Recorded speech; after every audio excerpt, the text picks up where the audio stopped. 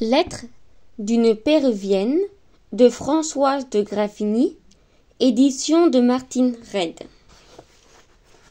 Préface. Le plaisir d'être, ce plaisir oublié, ignoré même de tant d'aveugles humains, cette pensée si douce, ce bonheur si pur, je suis, je vis, j'existe, pourrait seul rendre heureux si l'on s'en souvenait, si l'on en jouissait, si l'on en connaissait le prix. Lettre d'une Péruvienne, lettre 38.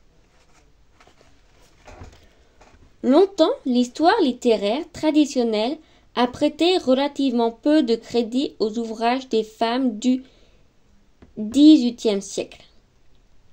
La célébration du talent de Lafayette et Savigny, Scudéry et d'Aulnoy, semblait la dédouaner par avance de son désintérêt pour les œuvres des romancières, dramaturges, poètes et essayistes du siècle suivant.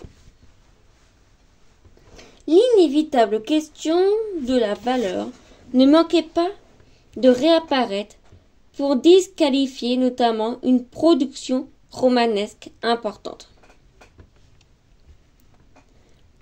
Tantôt favorable, tantôt hostile aux Lumières, mais nécessairement proche des goûts, des modes et des interrogations du temps. Dans la nébuleuse d'écrivaines que l'on a tenues à tort pour mineurs certains, non, se détache avec une force particulière. Françoise de Graffigny est de cela, considérée comme le premier grand succès éditorial en langue française avec Julie ou la Nouvelle Héloïse de Rousseau et Paul et Virginie de Bernardin de Saint-Pierre. Son seul roman est apparu comme l'une des meilleures preuves de la réévaluation nécessaire du canon littéraire. Les travaux portant sur le roman épistolaire s'y sont intéressés dès les années 1960. Bientôt suivi par la critique féministe, l'ouvrage a compté ensuite un nombre significatif des rééditions, soucieuses d'en montrer la grande originalité et succéder une bibliographie critique considérable. À première vue, pourtant, rien ne semblait prédisposer Françoise de Graffigny à devenir auteure. Une enfance passée à Nancy et à Neufchâteau, où elle reçoit une éducation assez sommaire, un mariage avec un jeune officier alcoolique et brutal, dont elle obtiendra la séparation à la suite d'un procès. La naissance de 2 filles et d'un fils qui pourront, en bas âge, une situation financière difficile qui l'obligera longtemps à accepter des fonctions de dame de compagnie auprès de riches aristocrates. Tout aurait dû la tenir éloignée d'une activité essentiellement réservée aux gens instruites, fortunés ou non, aux hommes surtout, plutôt qu'aux femmes, minoritaires dans ce domaine. À ces quelques éléments d'ordre biographique s'ajoute l'identité singulière du pays où elle est née en 1695. La Lorraine est alors constituée en duché indépendant du royaume de France. Ses habitants sont reconnaissables à leur accent, leur costume et leurs coutumes ainsi qu'à une langue matinée d'éléments patoisants. Établie au château de Lélunéville, la cour préside aux destinées d'aristocrates attachés au service du duc Léopold, petit monde constitué d'alliances et de relations tissées loin dans le temps que Françoise de Graffigny ne cessera de fréquenter et de solliciter avant d'être en mesure de rendre à son tour service aux Lorraines. Et Lorraine de passage à Paris, une fois qu'elle y sera installée. Les portraits laissés par les commentaires contemporains évoquent une femme gracieuse, aux manières enjouées, à l'esprit délié, unanimement jugée charmante. Les quelques images qui la représentent, les tableaux de Pierre-Augustin Clavoro ou de Louis Tocqué, la gravure de C.E.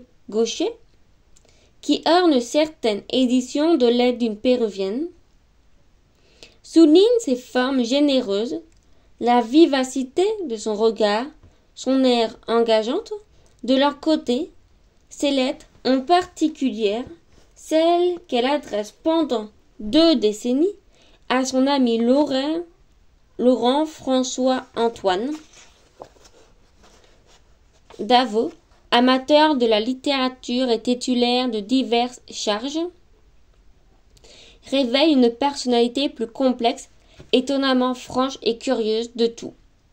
Très au fait de l'actualité littéraire et soucieuse d'être utile à des amis qu'elle affuble de sobriquets inventifs, mais tenace dans ses inimitiés et querelles. Rayon, c'est son correspondant principal surnommé Pampan ou Pampichon jusqu'à la brouille. Obsédé par le spectre de lettres qui vont croissant et par le souhait d'une réelle autonomie financière, le succès inattendu de son roman en 1747, puis de sa comédie larmoyante, Génie, montée à la Comédie Française en 1750, le lui apporteront alors qu'elle a dépassé la cinquantaine. Elle mourra peu d'années après, en 1758. Étonnante destinée assurément et remarquable compacité de résilience de celle qui, mariée à 17 ans, séparée de son mari à 23, veuve et son enfant à 30, longtemps maintenue dans un état de dépendance humiliant, finirait son existence comme l'une des auteurs les plus admirées de sa génération. Dans l'atelier de la littérature, 4 éléments ont contribué à l'entrée de Françoise de Graffigny sur la scène littéraire. Des tentatives d'écriture qui remontent loin dans le temps, sa fréquentation de Voltaire, ses liens avec la petite société d'une comédienne, Mademoiselle Guinolt, enfin la familiarité qu'elle acquiert progressivement avec le commerce du livre. Contrainte à quitter la Lorraine à la suite de la dispersion de la cour, Graffigny arrive à Gireil en décembre 1738, en compagnie d'Émilie du Châtelet et de son mari. Voltaire réside alors dans l'imposant château d'une famille de vieille aristocratie lorraine qu'il a travaillé à agrandir et embellir de ses propres derniers. La maison bruisse d'activité, tandis que la nymphe passe le plus clair de son temps dans son cabinet en compagnie de son secrétaire, l'idole, et absorbée dans la composition de son épopée satirique en vers, La Pucelle. Le soir, on joue la comédie, on fait de la musique, on réalise des expériences de physique.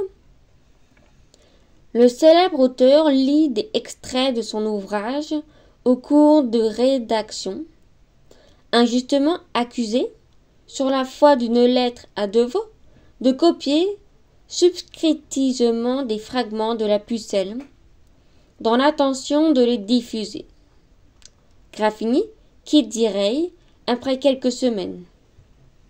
Ce différend, qui fera couler beaucoup d'encre, la conduit à retrouver à Paris, plutôt que prévu, une aristocrate lorraine de sa connaissance, la duchesse de Richelieu, auprès de laquelle elle va exercer les fonctions de dame de compagnie. C'est le défaut d'une succession de places que Graffigny se trouve contrainte d'accepter.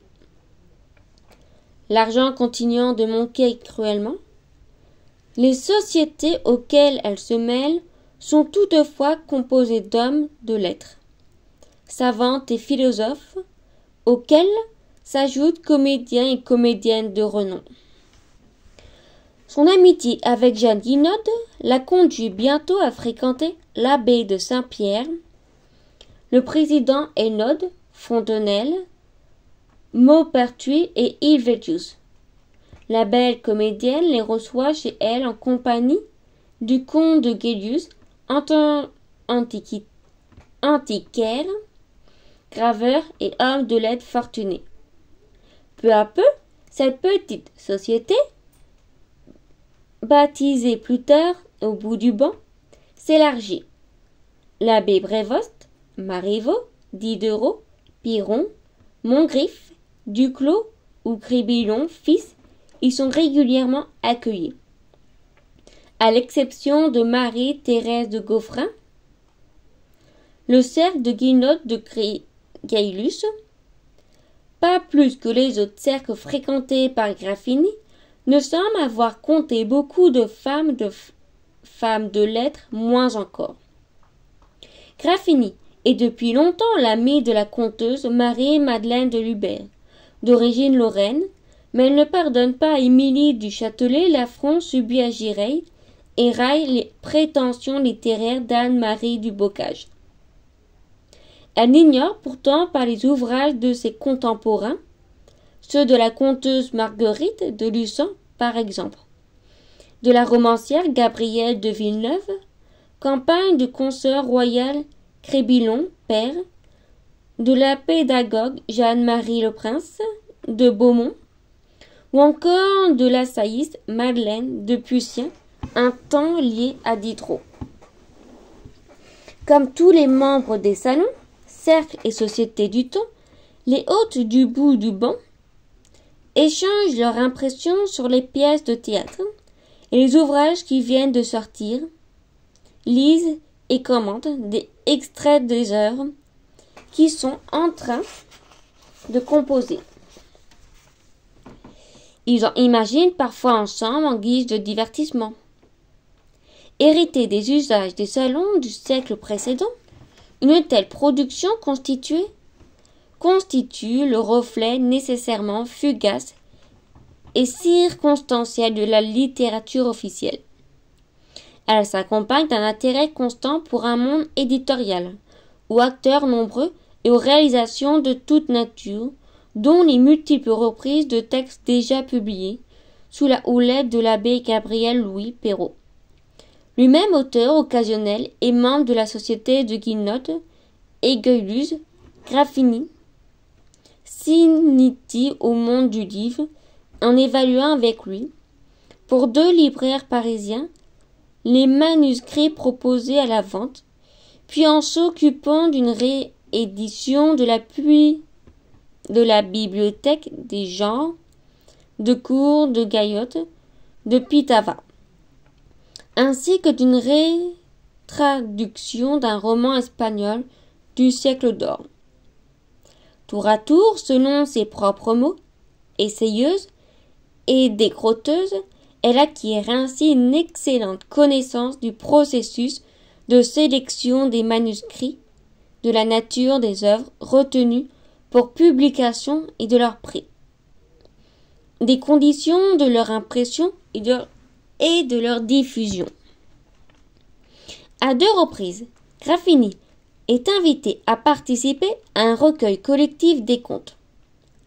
Elle réécrit d'abord son enthousiasme, un récit traduit de l'espagnol. Sa nouvelle espagnole paraît en novembre 1744, non signée dans un volume curieusement intitulé Recueil de ces messieurs. Quelques mois plus tard, Gélius lui propose de reprendre un autre canevas. Ce sera La princesse Azerolles ou L'excès de la Constance publié, anonymement toujours en mars 1745, dans le Loup galeux. Il y a autant de fautes que de mots, déplore l'auteur quand elle en découvre la version imprimée. Elle s'en console un peu quand elle apprend l'intérêt suscité par ce conte de fées qui emprunte certains détails à sa propre existence. « Tu crois que j'ai du plaisir à écrire » observe-t-elle pour de bon. « Je n'écrirai jamais, ni pour mon plaisir, ni pour la gloire. Je tâche de faire le mieux qu'il m'est possible, parce qu'en pis aller, si on sait que c'est de moi, j'ai l'amour propre là-dessus pareil à celui de ne pas aller dans le monde avec une robe tachée. » Affirmation qu'il faut sans doute entendre non comme une preuve de plus de la modestie féminine, mais comme la conscience sincère du caractère aléatoire de projets littéraires auxquels l'ont seul encouragé jusqu'ici quelques amis bien disposés. Graffini compose bientôt 2 pièces de théâtre de société, puis met en chantier plusieurs autres ouvrages avant de se décider à reprendre un vieux sujet de roman. Pendant l'été 1745, elle commence la rédaction de Zélie, titre donné d'abord aux lettres d'une péruvienne. Des lettres, une étrangère. On s'est longuement, considérablement rencontré par la pratique épistolaire à partir du milieu du XVIIe siècle. La correspondance privée rencontre un intérêt continu, augmenté encore par la publication des premières lettres de Marie de Sévigné en 1725. Tout y plaît. La sincérité d'une conversation par écrit, qui conserve le caractère prime sautier et la nature disparate de l'échange oral. Le style qui la caractérise qualifié de naturel. Son versant littéraire ne plaît pas moins. Publié anonymement en 1669, les lettres portugaises rencontrent un succès considérable. Le modèle épistolaire est également choisi par Montesquieu pour les lettres persanes publiées en 1721. La possibilité narrative offerte par une forme relativement contrainte, brève ou longue selon les nécessités du récit, tour à tour sentencieuse et philosophique, comique et sentimentale. Non pas échapper à l'auteur de l'esprit des lois, si le genre autorise d'ingénieux croisements de voix et d'intrigues. Il assure également à la narration une vivacité sans pareille. De plus, la lettre est très tôt associée au féminin. À l'image de Sévigné, les femmes, dit-on, devraient apprécier cette forme qui demande peu de savoir et de savoir-faire, qui semble idéalement faite pour elles, pour leur goût du bavardage et leur mobilité d'esprit. Si la forme du roman épistolaire semble ainsi naturellement trouvée, imaginez quelques personnages étrangers permettant la fameuse distance du regard, clé du succès des persans, de Montesquieu paraît également s'imposer. Comment peut-on être persan ? Demande Françoise de Graffigny dans l'avertissement des lettres d'une péruvienne. Soucieuse d'en souligner la parenté avec le célèbre roman, mais quel pays choisir ? La représentation de la tragédie de Voltaire, Alzire ou les Américains, à laquelle elle a assisté en 1743, l'a enthousiasmée, à Lima, en Ica et en espagnol. Se disputent les faveurs d'une princesse indienne, Alzire. Guzmán l'épouse, puis affronte des amours. Avant de mourir, il pardonne à son agresseur et ce dernier se convertit au catholicisme. Aussi Graffigny a pris connaissance de quelques ouvrages existants sur le Pérou. Le plus célèbre d'entre eux a été écrit par un métis péruvien baptisé Inca Calilazo de la Vega et traduit en français en 1633. Comme l'a fait Voltaire, Graffini entend représenter le Pérou d'avant sa conquête par les Espagnols. Figé dans une beauté mythique, il ne ressemble en rien, heureusement, à ce qu'il est devenu ensuite. Je ne me résoudrai jamais à faire de ma Zélie une petite sauvagesse méprisable telles qu'elles le sont à présent. Note l'auteur pour Devaux de l'évident hiatus entre le début du roman et sa suite. L'auteur avoue ne pas se soucier. Il suffit que la vraisemblance soit respectée. Au début du règne de Louis XV, les Espagnols n'étaient-ils pas en guerre contre les Français? D'entrée de jeu, on le voit, Graffini choisit de mettre son pas dans celui de grands modèles. Elle cède au goût du temps pour le roman par lettres et pour un exotisme réduit à quelques signes. Le meilleur costume, écrit-elle encore à Devaux, est celui des idées reçues. On a la plus magnifique des premiers Incas et la plus misérable de ce qui reste des sauvages. Il me semble que Voltaire n'a pas mieux observé le costume, si costume il y a, dans Alzire. L'amour et ses déplaisirs. Dans sa publication en 1747, les romans Lettres d'une Péruvienne est apprécié pour ce qu'il est à l'évidence un roman d'amour particulièrement touchant. Les 38 lettres qui composent la première édition de l'ouvrage font entendre continuellement le spectre des sentiments qui occupent l'héroïne de la douleur de la séparation. À l'impatience attente des retrouvailles, de l'expression d'un amour sincère, à la certitude de voir l'amoureux à jamais perdu.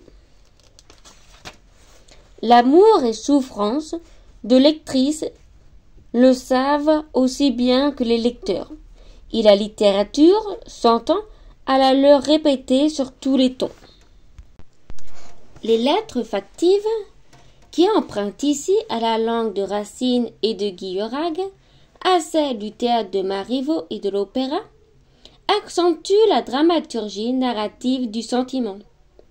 Un début des épisodes, une fin, sur fond de considérations plus générales ou de détails plus prosaïques que permet de correspondance familière, cette disparate, épousante, idéalement, le projet narratif de Graffini. Dans ce roman, l'auteur fait cheminer de concert deux histoires sentimentales. La première se termine mal, malgré leur prénom au miroir. Asa finit par oublier Zilia. Celle-ci se décide alors à passer seule le reste de sa vie, fidèle à l'engagement pris dans le Pérou de sa jeunesse. Cette fin est en réalité beaucoup moins convenue qu'il n'y paraît de prime abord. Dans la longue tradition des romans d'amour, deux épilogues sont assez habituellement imaginés. Déterminés par le seul comportement du héros, ou bien ce dernier aime toujours l'héroïne, ou bien il ne l'aime plus. Les deux suites aux lettres d'une péruvienne confortent de semblables scénarios dans la version imaginée en 1758 par Ignace Ugari de Lamarche Courmont. Asa n'a pas oublié Zilia et le lui a dit. Elle l'épousera et retournera vivre avec lui au Pérou. Dans la suite, imaginée par Marie Morel de Vendée en 1797, Zilia cède cette fois à la reconnaissance, à l'épouse d'Ederville. Tel n'est pas le choix opéré par Graffini. Zilia n'est plus aimée par Asa, sans doute, mais cette situation ne la précipite pas pour autant dans le sacrifice de sa personne ou de son existence. Désormais seule, elle se consacrera à un plaisir d'un autre genre. Sa vie sera dédiée à l'amitié bien conçue, à l'instruction, à la connaissance de soi. L'équilibre est ainsi trouvé, et indépendance de conduite et de sentiments qui la garantit. La deuxième histoire accompagne la première, tandis que Zilia ne songe qu'au jeune Inca, dont elle a été séparée par la force. L'Éterville ne rêve que d'épouser l'Indienne, bien née, pourvue d'une honnête fortune. Le Français imagine aussitôt une série d'actions qui devrait la conduire à l'aimer. Lui faire répéter des mots d'amour qu'elle ne comprend pas dans un étonnant exercice de ventriloquisme participe des stratagèmes qu'il a imaginés, autant sans doute que l'air accablé qu'il affiche sans retenue quand il comprend à quel point Zilia demeure attachée à Asa et ne songe qu'à la rejoindre. Résistant comme il peut au désir dont il est pénétré, l'Éterville traite la jeune indigène avec tous les égards possibles d'introduire dans sa famille, le conduit dans le monde, finit par repérer pour elle une partie des richesses du temple du soleil et par lui offrir la plus belle résistance de campagne imaginable. Devant toutes ces démarches, Zilia répond imperturbablement: le hasard seul nous a réunis. Je ne puis guérir de ma passion et je n'en aurai jamais que pour Asa. Conquise au prix de bien des souffrances, la liberté dont elle jouait désormais concerne autant la vie qu'elle entend mener que l'homme qu'elle pourrait aimer. L'amour n'est pas l'amitié, les deux sentiments ne se confondent pas. Toutefois, outre qu'elle permet d'économiser les ressources de l'âme, l'amitié possède des charmes naïfs et des délicatesses qui ne sont pas négligeables. Zilia les rappelle à d'Éterville et s'invite à en jouir. En vain. La péruvienne a aimé un homme fidèle, tandis que le Français aimait une femme qui en aimait un autre. Dans les deux cas, le sentiment a pris toutes les formes d'expression possibles et y a fait entendre sa musique particulière. Il a toutefois été mis en échec. L'amour n'offre pas ici le visage heureux de la réciprocité et de la fidélité, et les suites imaginées au roman pour rappeler la force et attendue dans le domaine romanesque ne changent rien à l'affaire. Au moment où s'achève la dernière lettre du roman, la péruvienne a décidé de sa vie et entend bien, libre de tout bien, s'en tenir à cette affirmation très simple. Je suis, je vis, j'existe. Un air de nouveauté. Le roman aurait pu demeurer prisonnier des prestigieux modèles qu'il s'est donnés, se ressentir aussi des interventions et des consultations dont il a fait l'objet pendant tout le temps de sa rédaction. En réalité, il n'a rien au firmament romanesque du temps. La jeune péruvienne va briller du plus vif éclat. En quoi consiste sa nouveauté? La première est la plus évidente. C'est une femme qui parle, non quelque créature de papier à laquelle ces messieurs de la littérature prêtent leur voix depuis des siècles. ce que la scène dans laquelle d'Éterville fait dire à Zilia des mots d'amour qu'elle ne comprend pas, mais peut-être en abîme. Zilia est une femme imaginée par une femme. Elle dira l'amour et ses tourments à sa manière. Comme elle observera avec curiosité et critiquera sans malice une société qui lui est inconnue et qu'elle tentera de décrire comme elle le pourra. À cet égard, l'épistolière indienne de Graphenie ne se trouve absolument pas dans la position de cette riche persan instruit voyageurs pour leur plaisir, circulant en France et ailleurs, à leur guise, ne cessant de raisonner et de comparer. Zilia est prisonnière des Espagnols d'abord, puis d'une autre manière du français d'Éderville, qui l'a placée sous sa tutelle.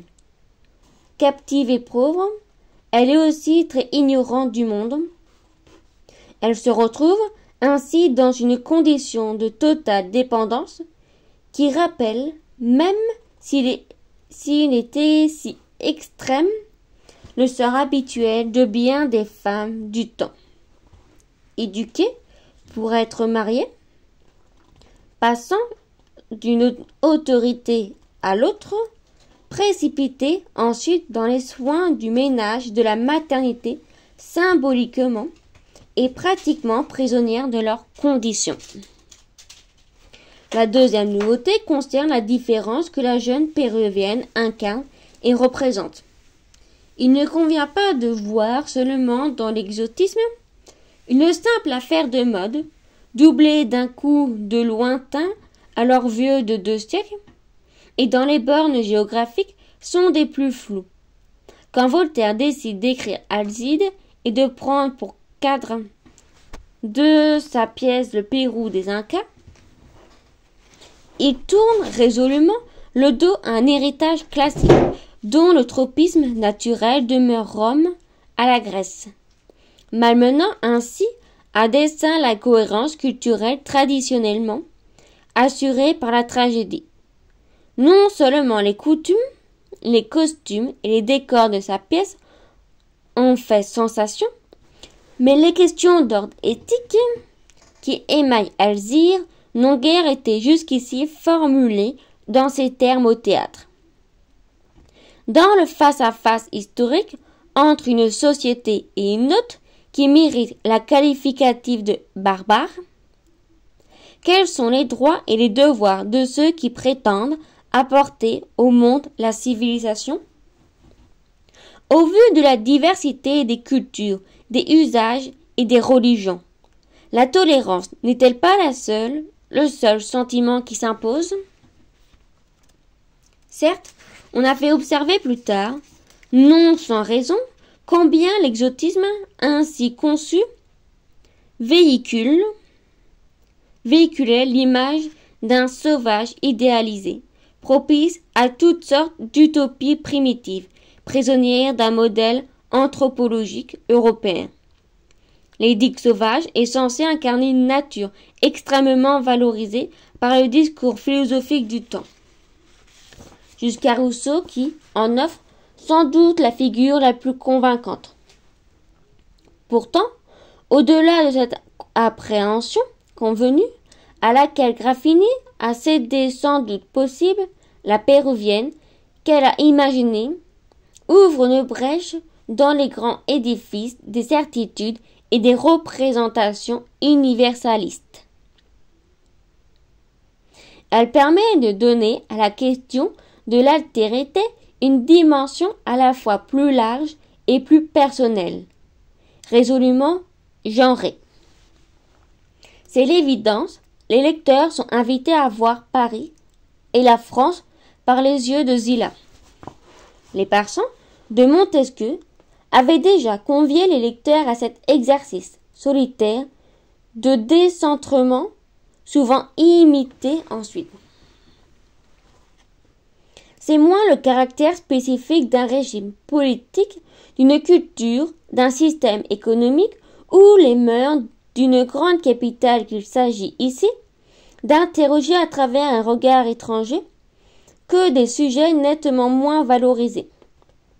La vie privée des femmes, leur éducation, les contraintes qui leur sont assignées, la place des secondes, qu'elles sont invitées à ne pas quitter, tantôt discrètes et patientes, tantôt parées pour briller un instant en société au profit de qui les possède. Autre, les filles du soleil laissent à double titre.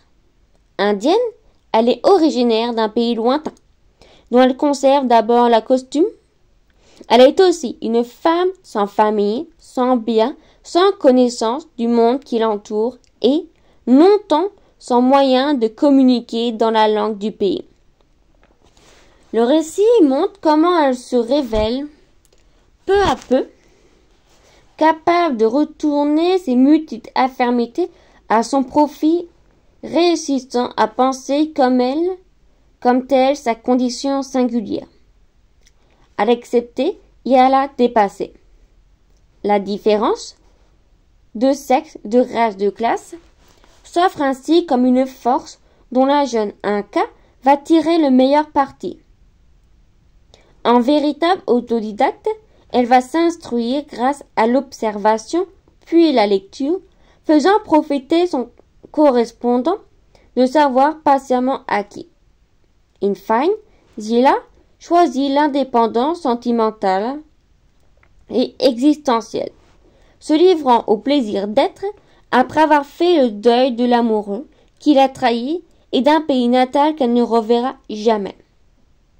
Elle ne choisit pas plus l'assimilation pure et simple que l'oubli du passé qui l'accompagne.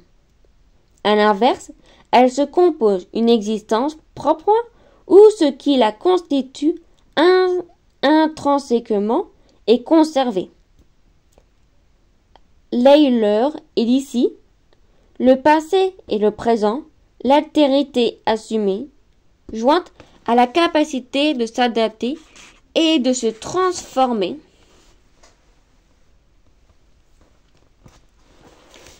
la langue de l'autre. Directement liée à la précédente, la troisième nouveauté concerne la langue qui n'est pas seulement dictée par la vraisemblance ni par quelques soucis exotiques. Au départ, Zilia comprend tout de travers. Elle ne possède aucun moyen de déchiffrer ce qui lui arrive, ni le comportement de ceux qui l'entourent. Les raisons de leur action commune, comme de leurs paroles, lui demeurent à peu près inintelligibles.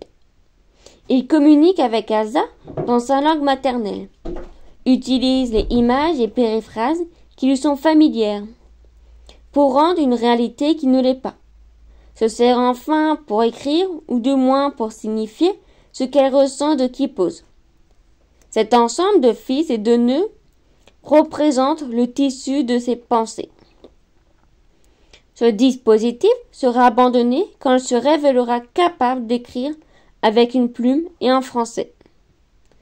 Mais c'est d'abord à travers la matérialité du fil et le geste de nouer qu'elle s'exprime.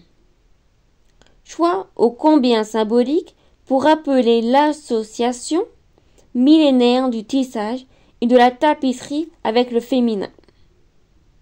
À la question de l'écriture, de son acquisition et de sa maîtrise, s'en ajoute une autre. Dès le moment où elle était enlevée par l'Espagnol à Cuzco, la péruvienne est précipitée dans un formidable exercice de traduction. Non seulement elle va devoir traduire pour Asa ce qui lui arrivait et ce qu'elle observe autour d'elle, mais ensuite, une fois arrivée en France, ce que signifie le comportement de ceux qui l'entourent et les paroles qu'on lui adresse. Élevée en quechua, elle les déchiffre logiquement à partir d'un autre système de représentation, ainsi pour les objets nouveaux, qu'elle désigne à l'aide d'ingénieuses périphrases, alors qu'elle ne cesse de traduire, ses lecteurs et lectrices sont invités à traduire d'eux-mêmes. La péruvienne s'exprime peu à peu en français, sans doute, mais la langue qu'elle utilise est creusée dedans par l'autre langue, une langue aux figures délicates et au vocabulaire surprenant. Cette prouesse poétique confère au roman de Congraffini une délicatesse inattendue et l'illusion de sa justesse linguistique. D'intelligence de langue serait-elle celle de l'âme? Demande finement l'héroïne. Le français de Zélia n'est pas celui de D'Eterville ou de sa sœur et ne le sera jamais. Tout au long du roman, il demeure autre, signifiant immédiatement son appartenance à un autre univers culturel, à un autre monde. Plus profondément, la traduction constitue une métaphore puissante de l'expérience de tout individu, homme ou femme, sorti de son pays d'origine et tentant de s'approprier l'alphabet du nouveau pays qu'il habite. Sensant à ses usages n'ont pas été faits, conçus, pensés, ni pour lui, ni par lui. Il va donc falloir qu'il s'approprie un vaste système sémiotique construit par d'autres, une langue sans doute, mais aussi les innombrables signes, combien plus subtils encore que les mots qui constituent l'identité culturelle. D'un pays, d'un moyen, d'un moment, on ne s'étonne pas que le lecteur et lectrice du XVIIIe siècle se soit attaché à la charmante figure d'une jeune péruvienne, arrivée en France sans bagage, qui ait été émue aux larmes par ses malheurs, tour à tour amusée et pensive devant ses observations, frappée de sa fidélité exemplaire autant que de sa détermination à demeurer parfaitement libre une fois son amoureux perdu. Les réimpressions du roman, sa deuxième édition, les suites imaginées pour marier Zélia, la lettre à l'auteur du jeune Turgot, l'opéra comique de Marc-Antoine de Chabannes et la pièce de Gouloudi, les éditions bilingues français-italien, la mode des portraits à la péruvienne. Les traductions sont dans plusieurs langues. Tout témoigne du succès considérable d'un roman qui place son auteur au panthéon des romanciers et romancières de son temps. Ces lettres, si justement célèbres, dont le style a tant de douceur et d'harmonie, sont remplies de pensées délicates, exprimées avec grâce et sensibilité et d'idées ingénieuses. Juge félicité de Genlis en 1811, avant que Sainte-Beuve n'y reconnaisse l'un de ses ouvrages plus ou moins agréables à leur moment, et aujourd'hui tout à fait passé. L'histoire de la péruvienne, ses mésaventures sentimentales, sa découverte de la société française, son refus d'épouser son bienfaiteur, et sa touchante leçon de vie sombre ensuite dans l'oubli. Aujourd'hui, le roman de Françoise de Gravigny a retrouvé sa juste place parmi les meilleures productions de romanesques du XVIIIe siècle. Le personnage de jeune femme étrangère et autodidacte qu'elle a créé ne cesse d'émerveiller, de même que la leçon d'indépendance qu'en véritable héroïne des Lumières elle nous offre. Cette dernière phrase marque la fin de ce préface. Dans la prochaine vidéo, vous aurez l'avertissement de l'auteur et le premier chapitre.